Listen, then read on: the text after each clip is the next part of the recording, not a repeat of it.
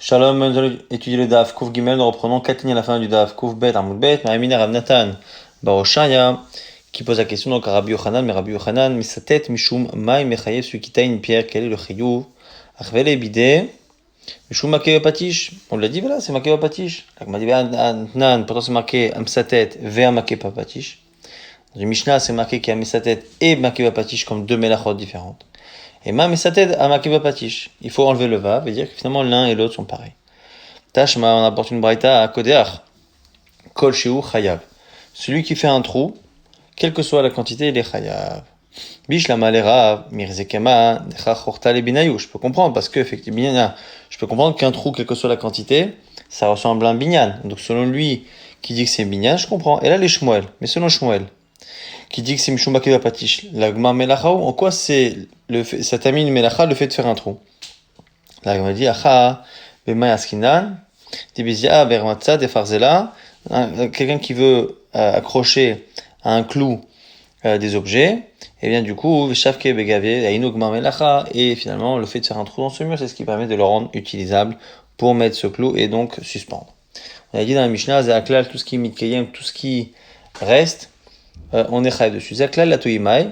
Pourquoi avoir répété Zaklal à chaque fois que la Mishnah dit Zaklal, voici la règle, alors que la règle on peut la déduire du cas précédent. Ça veut dire que ça nous rapporte un cas en particulier qu'on aurait pu penser exclure. Maï la touye dachak kapiza bekaba.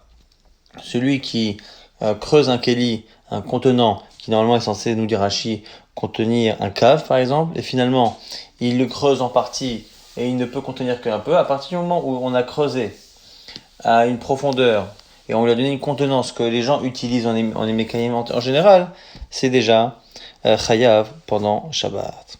Maintenant, on reprend la Mishnah, Rashba Gomer Amake Bekorna Salasdan, celui qui frappe avec un marteau sur une enclume. La Gemara se pose la question, normalement on est censé frapper avec le marteau sur un objet métallique qui se retrouve entre le marteau et l'enclume, mais on frappe pas normalement sur l'enclume. Il n'y a pas de raison de frapper sur l'enclume. Donc la Gemara se pose la question pour Rashbag. Maïka Avid, quelle est la menacha qu'il fait en frappant avec un marteau sur une enclume? Rabba Rav Yosef propose Amrit Tavayu Mipne Shemeamen et Yado. Parce que il apprend le geste. Il entraîne sa main à faire le geste, à avoir la bonne force, la bonne vitesse quand il frappe, et le fait d'apprendre, c'est ça la menacha. Alors, Kashuna, il y a une couchia qui venait de Bener Rachava, là-bas, le fils de Rachava, et là, mais ata, Chaza ou Manata Beshabbat Vegamar. Mais selon toi, du coup, aussi, il y a une melacha d'apprendre un travail. Celui qui regarde quelqu'un travailler pendant Shabbat, et en le regardant travailler, il apprend la melacha. Tu veux me dire que le fait de regarder, ça l'a rendu chayav khata, ça n'a pas de sens. Et là, Abaye Verava, d'Armatavayu, on propose Abaye Rava qui disent, Sheken Meradede Tassim Mishkan, en Sinken. C'est comme ça qu'on faisait parfois au Mishkan. Quand on préparait les tassim là-bas qu'on mettait sur les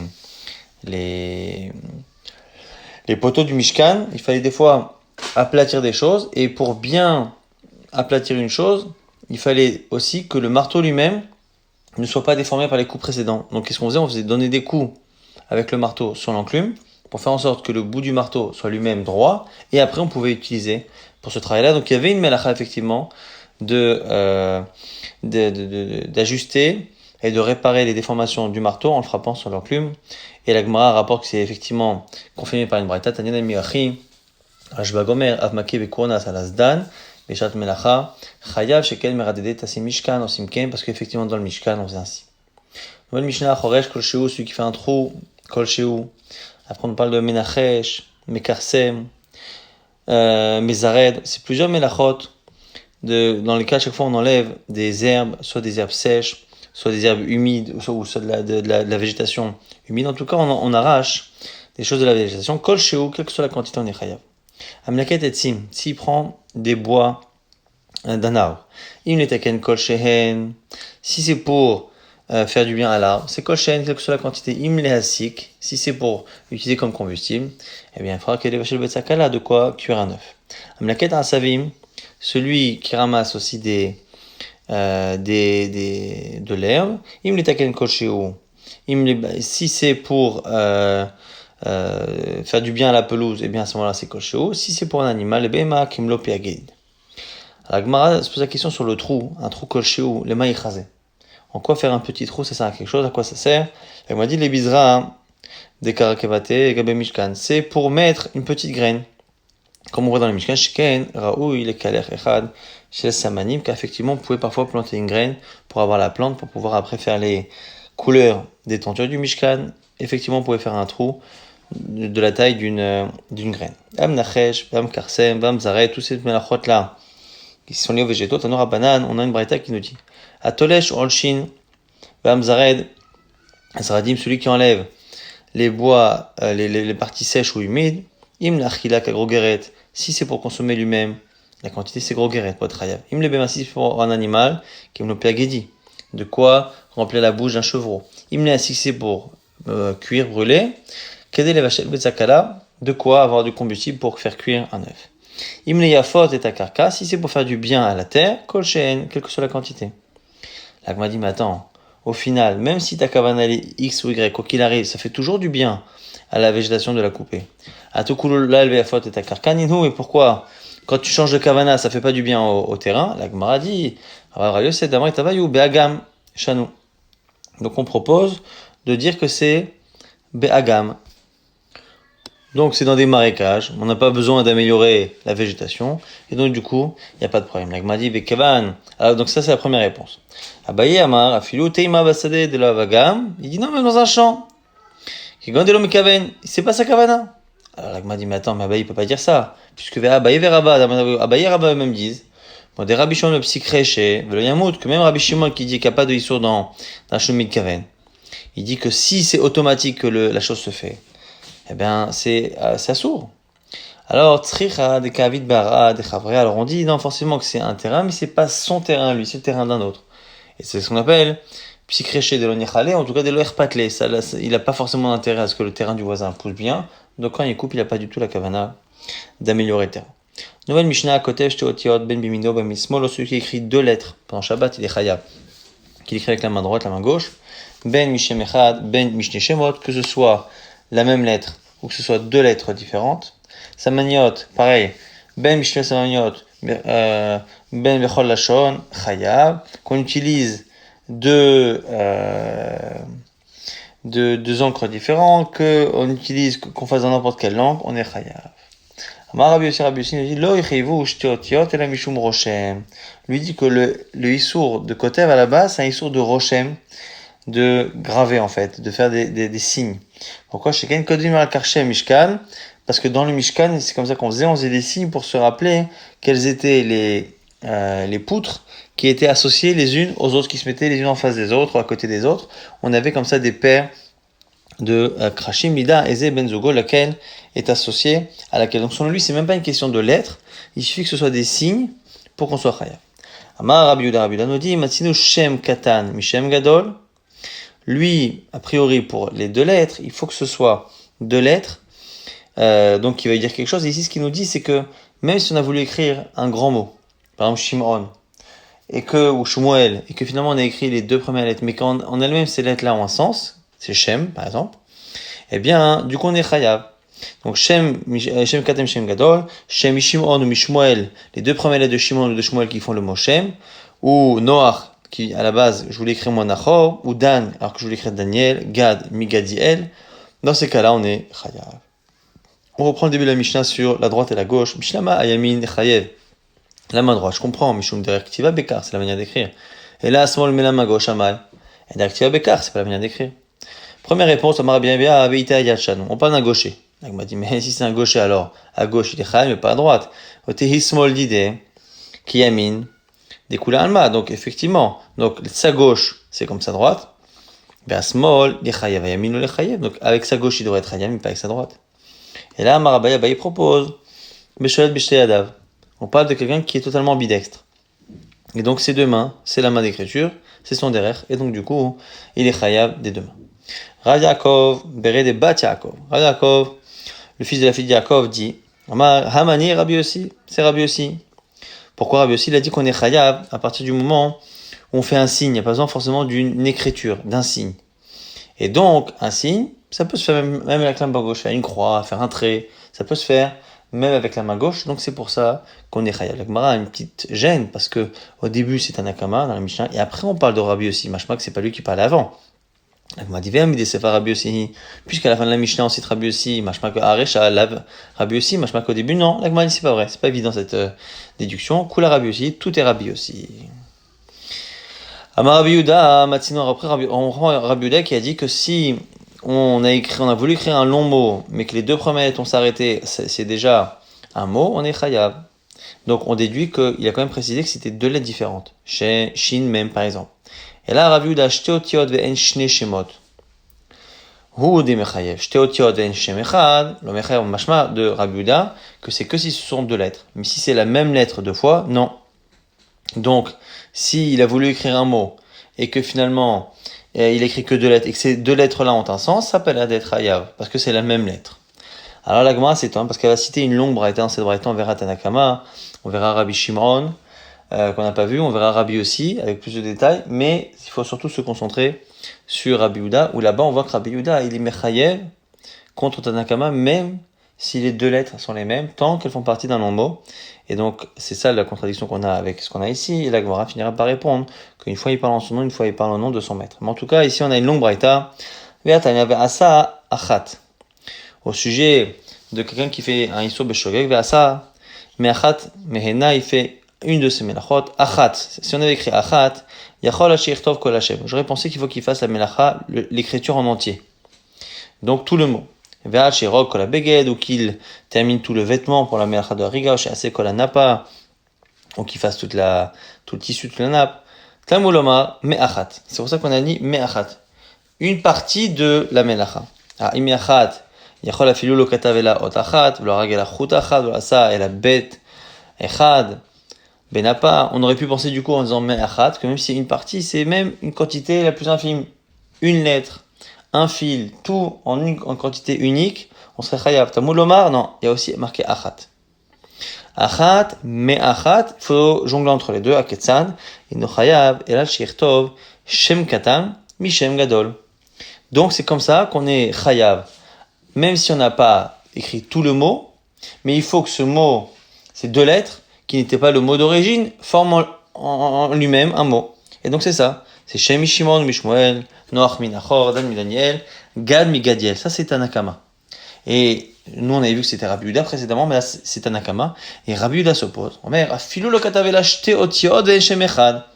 Lui vient dire que même si les deux lettres sont la même, Chayav, Kegon, Sas, Tet, Rar, Gag, Har, ce sont des mots ici qui ont du sens. Ça se réjouir, tête, donner, Rar, c'est la salive, Gag, le toit. Donc, ce sont des mots, mais à la base, il voulait écrire Sasson, il voulait écrire Titen, ainsi de suite. Amar Rabbi aussi. Maintenant, Rabbi aussi vient. Vechi mishum kotev ou chayav. Est-ce qu'on est chayav de kotev? Allo eno chayav. La mishum roshem. Pour moi, l'issue de la Torah, c'est roshem, c'est faire une trace. Chacun roche mimalka chez Mishkan, parce que c'est ça qu'on faisait sur les poutres du Mishkan. Lida, ezo ibn zogo. Lifichach, sarat srita achat, ashne nesarim, oshne sritot al neser echat. Celui qui fait une srita, il fait un trait sur deux planches différentes, ou il fait deux traits comme ça, il grave deux traits sur une même planche, il est chayav, parce qu'on a le chiffre 2, mais il n'y a pas besoin d'écrire, il suffit de faire un trait. Rabbi Shimon maintenant intervient. Ve'asa achat, en disant achat yachol yirtov kol hashem, on aurait pu penser qu'il faut écrire tout le shem, ou faire tout le vêtement, sherok kol beget, she'aseh kol napat, tamuloma me achat, le même. Imachat yachol afilu lo katav ela ot achat, on aurait pu penser une seule lettre, afilu lo harag, la chut achat afilu lo asa ela beit echad menapa. Temulomar achat, aketzad eno chayav al she'aseh melacha, shekayotze ba mikayemet.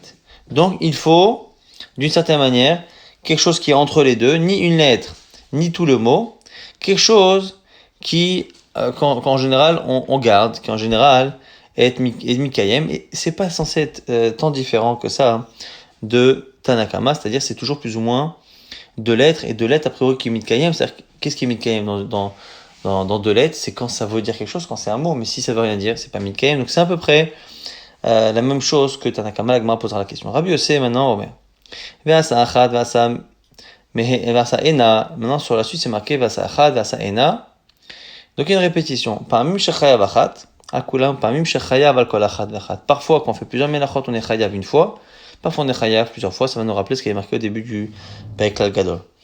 En tout cas, Cette braïta pour l'instant nous intéresse par rapport au fait que dans cette braïta, on a enseigné une version de Rabbi Yehuda qui est différente de ce qu'on a vu précédemment. Katanemia, on a enseigné pourtant ici, Rabbi Omer afilo lo katavela shteotiot, que deux lettres qui forment un mot mais qui sont les mêmes, on est chaya dans cette braïta, alors que nous on avait vu qu'il fallait que ce soit deux lettres différentes. Lokashia didé adérabé. Une fois il parle en son nom, une fois au nom de son maître. Détaillé sur d'une braïta. Rabbi Omer mishum Rabban Gamliel, au nom de Rabban Gamliel, afilo lo katavela shteotiot ve'en shem echad, chaya kegon sa stat rar gag hach. Voilà, ça c'est donc en son nom lui-même, il faut que ce soit deux lettres différentes qui forment un mot. Selon Rabban Gamliel, quand il cite Rabban Gamliel, même si c'est les deux la même lettre, tant que ça veut dire quelque chose, même s'il est avec un d'écrire un long mot, il est chayav. La Gemara a dit, bon, Rabbi Shimon et Tanakama, quelle est la différence? Tanakama, il a dit qu'il faut deux lettres, et deux lettres en plus différentes, et pareil pour Rabbi Shimon, il a dit qu'il faut que ce soit Mitkayem. Veritema, Aleph, Aleph, de Azerika, et Kavenayu, peut-être que c'est dans le cas où il y a deux fois Aleph, du mot Azerika, il veut écrire à moi, il écrit deux fois Aleph. Des Tanakama Sava, Aleph Aleph, de Azerika lo Mechayet, Tanakama il dit ben non, c'est pas un mot. Et Rabbi Shimon Sava, Kevan de Ite, Begal Tori Be'alma, Hayav. Donc peut-être que ici Rabbi Shimon dit c'est comme quelque chose qui est Mikayem, c'est pas forcément un mot qui a du sens, c'est un mot que les gens écrivent. Et donc par exemple, ce que l'on peut écrire dans les amulettes. Si on écrit deux Aleph dans une amulette, même si ça n'a pas de sens comme en tant que mot, comme les gens écrivent et le gardent, et bien du coup, on serait Chaya selon Rabbi Shimon. Ce qui fait que Rabbi Shimon il est Mahmir. Les de Rabbi Shimon la Khumra, machma que Rabbi Shimon il est Mahmir, va Tania pour c'est marqué à Koder Kol Sheu Chayav. Celui qui fait un trou Kol Sheu, il est Chayav. Am Garer Kol Sheu, Am Abed Kol Sheu, Atsa Beklit Sura Kol Sheu. Rabbi Shimon Omer Ad Shekdach et Kulo, Ad Shegro et Kulo, Ad Sheabed et Kulo, Sheatsur et Kulo. Dans toutes les melachot là, on voit donc le fait de trouer, le fait de gratter, le fait de tanner une peau, le fait de faire une forme. Tanakama, il dit qu'on est chayav bechol sheu à chaque fois. Et c'est Rabbi Shimon qui vient dire à chaque fois qu'il faut terminer l'action, il faut terminer l'objet. Donc on voit bien qu'en général, dans les quantités, Rabbi Shimon il est marmir. Il est mekel, alors que là il est marmir. Et là, Rabbi Shimon, hata lashmena achirichtov et Hashem kulo. Donc finalement, Rabbi Shimon, quand il parle de Dava Mikayem, c'est pas deux lettres, ni les mêmes, ni pas les mêmes, c'est un mot finalement en entier. Là, il m'a dit, mais c'est pas possible. Parce que lui-même, on a vu en son nom qu'il faisait la dracha de achat, mais achat, qu'il faut faire moins que ce qu'on aurait pensé s'il y avait marqué seulement achat. Donc là, il m'a dit, c'est pas possible. Et oui, merci à Martha, est-ce que tu peux dire ainsi? Vatania, il a dit, Rabbi Shimon Omer, asa echat, yachol achirtov et Hashem kulo, on aurait pu penser écrire tout le mot, tamuloma, me achat, même une partie. La Gemara corrige, dit Taritz ve'ma'achi. Yachol achirtov et tapasuk kulo. Au départ, il aurait pensé peut-être qu'on est chayav que si on écrit un verset en entier.